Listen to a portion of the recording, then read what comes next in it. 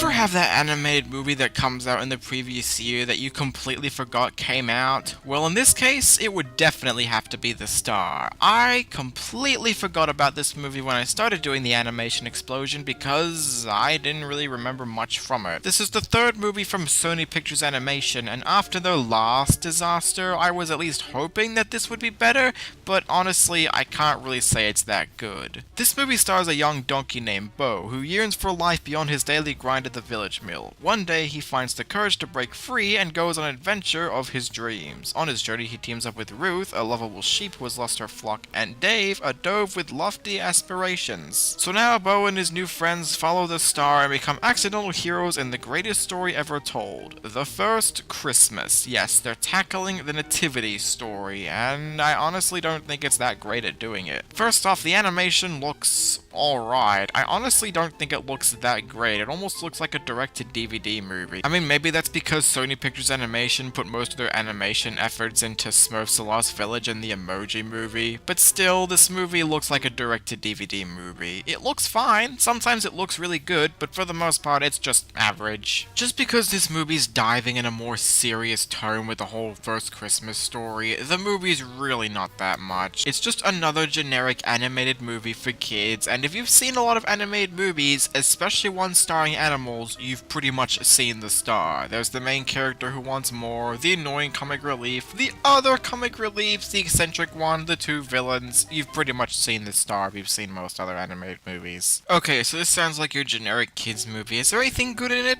Well, there's one thing I really like, and that's Mary. I love Mary in this movie. She is a really well fleshed out character. She's kind, but she's also human. And when I say that, that's not really a huge positive, because most of the movie is dedicated to the animals, and as I said before, they're not really that interesting. Although, to be honest, I did like the camels in this movie. I thought they had a few funny moments, but in terms of the story, they don't have any presence. The characters' dialogue is mundane and just serves the story. There's not really anything original in this movie. We've kind of seen this stuff before, and like I said, if you've seen kids' movies starring animals, then you've pretty much seen The Star. Oh sure, they're tackling the story of the nativity, but they don't do anything new with it. There wasn't really too much for me to say about The Star at this point, because I don't really remember much from it, and it's not really worth talking about. I do appreciate that they're tackling this kind of story for a kids movie, and there are some things I like. I like Mary as a character, the camels can sometimes be funny, but outside of that, there's not really much else to talk about. It's just a really boring movie.